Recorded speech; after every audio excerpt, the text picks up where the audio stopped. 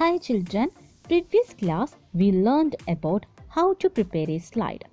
I think all of you got an idea about slide preparation. After that we learned about the scientists who contributed in cell biology. Did you read the previous contents very well? Didn't you?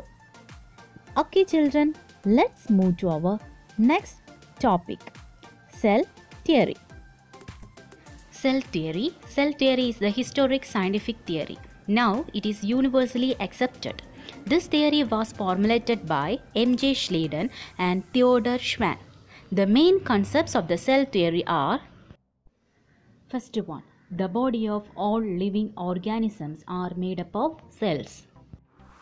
Second one, cells are the structural and functional units of organisms. Cell is called structural and fundamental unit of life because body of all organisms are made up of cells. It is functional unit of life because all the functions of body, that is respiration, digestion, blood circulation, etc. are carried out by cells. The functions of cells, there are three main functions. First one, resist foreign particles. This means the cells do not allow or reject the foreign particles to enter the cell. The foreign particles means the particles that come outside the body. Example, bacteria, virus, chemicals, etc. The second one, release energy from nutrients. After digestion, cells absorb the nutrients and break down these nutrients and release energy. This energy is used by cells for growth and development of the body and activities like walking, running, respiration, etc. The third one, synthesis of biomolecules. Cells help to synthesis biomolecules. Biomolecules means a molecule that produced by a living organism.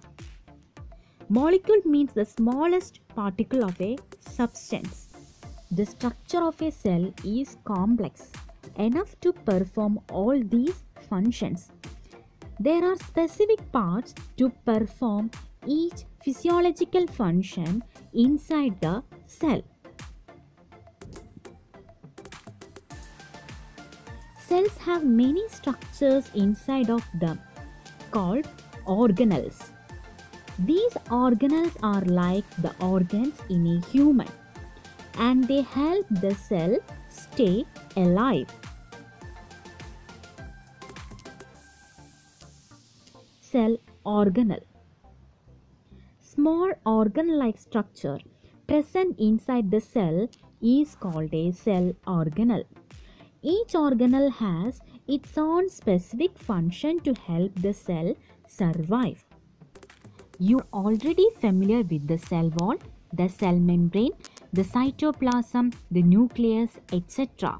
What are the other parts you observed in the figure? Let's study about cell organelles and their functions. First one, cell membrane. It is a double layer membrane that surrounds a cell. It is a selectively permeable, which means that it only lets certain molecules enter or exit. All cells have a cell membrane. Nucleus. It controls all the activities inside the cell.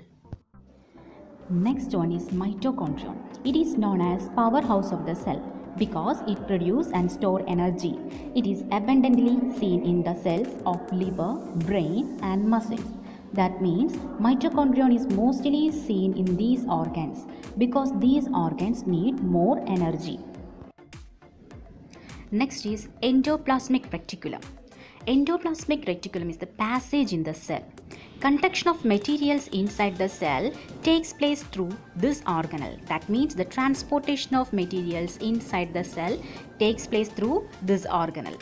And this organelle is known as cytoskeleton. That means it provides firmness and shape to the cell. The endoplasmic reticulum are two types. One is rough endoplasmic reticulum and the other is smooth endoplasmic reticulum. Next is ribosome. Ribosome is the center of protein synthesis in the cell. Ribosome is seen either attached to the endoplasmic reticulum. Such endoplasmic reticulum are called rough endoplasmic reticulum, or ribosome is seen free in the cytoplasm. The function of ribosome is protein synthesis. Next is vacuole. The vacuole is covered by a characteristic membrane called tonoplast. The function of vacuole is to store water, salts, excretory materials, that is waste materials. Next is Golgi complex. The Golgi complex collects cell secretions like enzymes, hormones, mucus, etc. in small vesicles. That means the Golgi complex collects all the cell secretions in its small cavities, and it is seen plenty in glandular cell. That means the Golgi complex seen more in glandular cells. The glandular cells are the cells produce secretions. Next is centrosome.